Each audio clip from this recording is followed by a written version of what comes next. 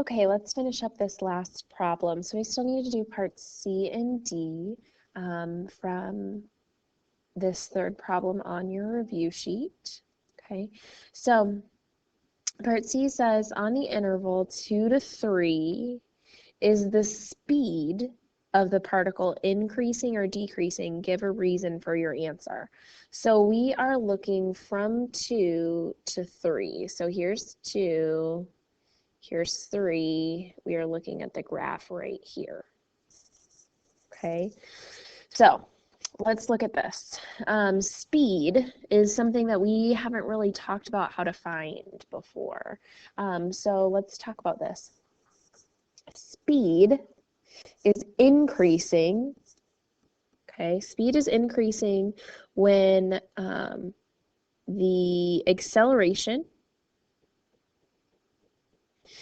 and the velocity are the same sign.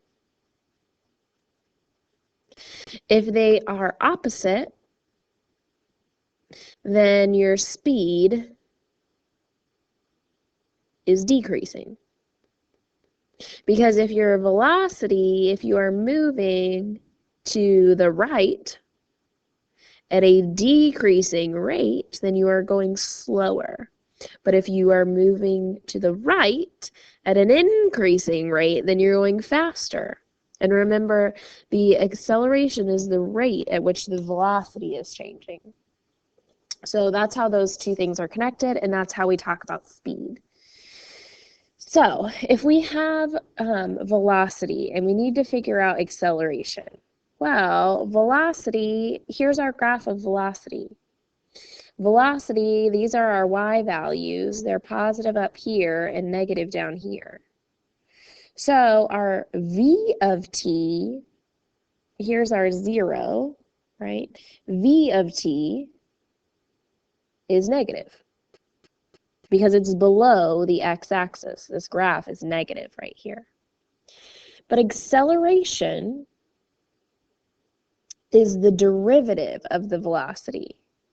And remember, the derivative is the slope for the rest of your calculus life. Derivative is slope, derivative is slope, derivative is slope, again and again and again and again and again. Okay? The slope of this line, well, if we look from left to right, that slope is going up. So the derivative, the acceleration, is positive. Well, since the velocity is negative and the acceleration is positive, well, they're opposite signs. That means that you're going in the negative direction at a rate that's positive. So, let's see. That means that if from 2 to 3, so we are looking for, let's try the right words, try that again, from 2 to 3, and we're looking at the time from 2 to 3, that's how we knew where to look. Velocity, which is, our equation is v of t, so in the future we can just say v of t instead of writing out velocity, is negative.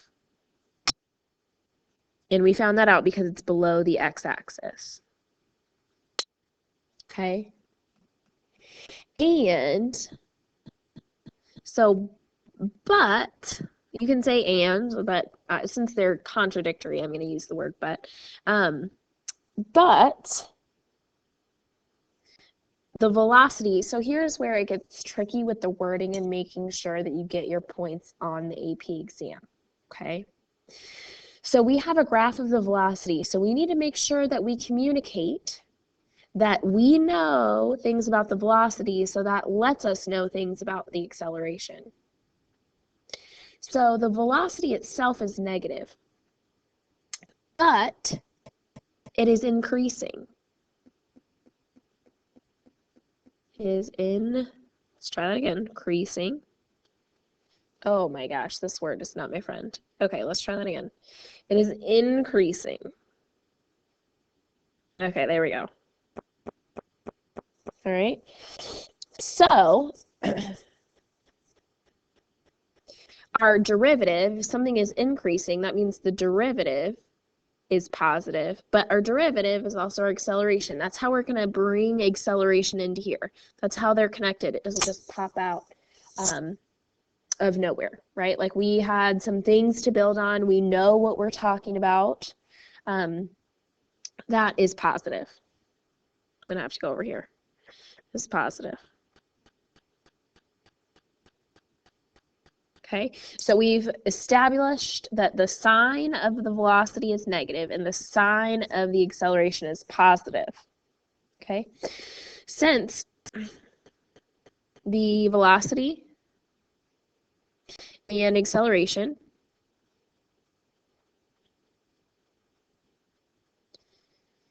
sorry, my handwriting is not great on this computer.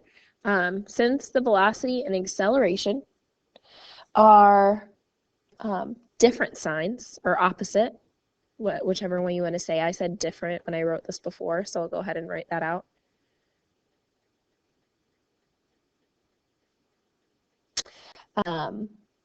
Then the speed of the particle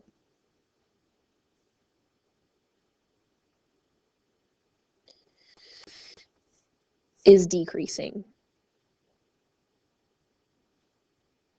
So let's look at our rubric and make sure that we got all of our points for that. That does say decreasing, even though my computer is lagging and not writing very well. Part C, the speed is decreasing on the interval 2 to 3. So we said all of that since on the interval the velocity is less than 0 and the velocity is increasing. Okay, so we probably said a little bit much, but I don't think that I would have been able to just say that. I needed to talk about the difference between acceleration and velocity. So since they said v is increasing, that implies that the derivative is positive. So they just kind of condensed it down. So if you want to condense it down, by all means. When I was writing this out, that's just, it makes sense in my brain because velocity and acceleration need to be the same side for speed to be increasing. If they're not the same sign, then it's decreasing. So if you wanted to just condense it down into that one line, that's fine. Whatever you can think of, whatever makes the most sense to you. So either the short answer or my answer was acceptable. It just had a little bit more than they were actually looking for. So that's nice. D, let's do D, wrong way. Let's go this way. Okay, let's look at the question. During what time intervals, okay, so I'm giving intervals this time, if any, all right, is the acceleration of the particle negative? Justify your answer. Well, let's think about the last one. We got a positive acceleration when the slope of our line was going up.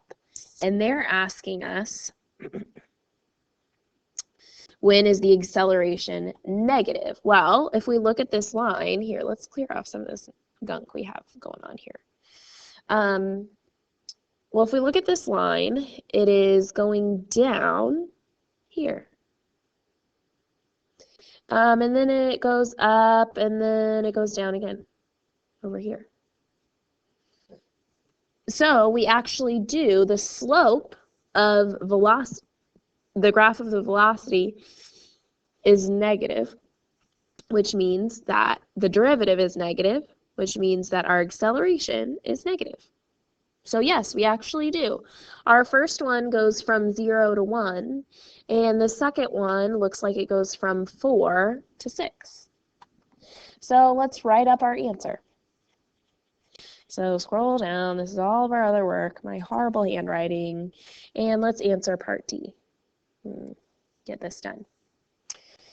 So what is it asking us? It's asking us if the acceleration is negative. So let's answer that. The acceleration is negative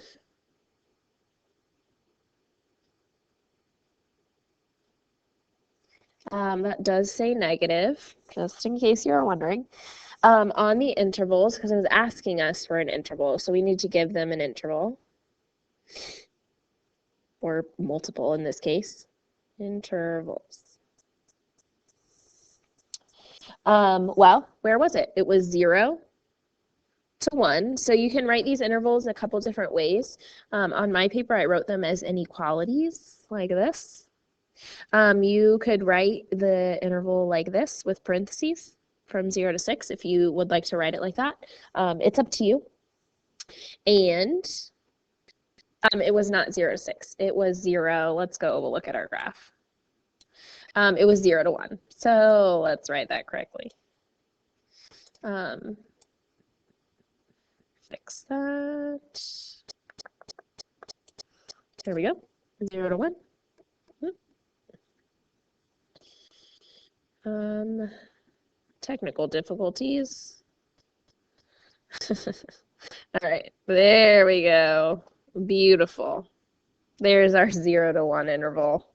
Let's not lose that point just for being silly. Then the next one does end at 6, and when we look at our graph, it's 4 to 6. So let's get that 4 to 6 interval.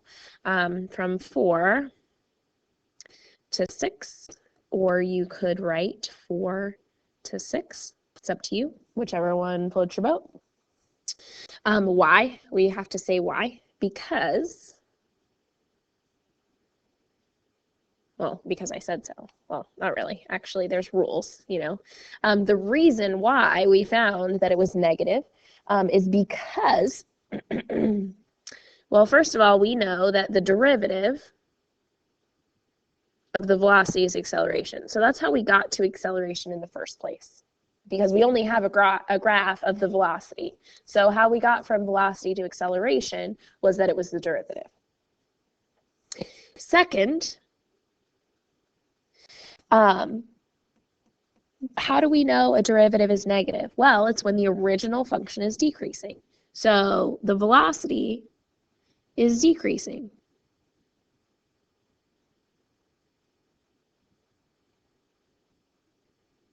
Beautiful.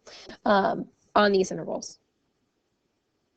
These intervals. That says intervals. You can listen to my words and not mean my writing. You will probably do better in this case on this computer. So let's look at the rubric. It says the acceleration is negative on the intervals 0 to 1 and 4 to 6. They used inequalities, but again, you can use the parentheses interval notation. That's fine.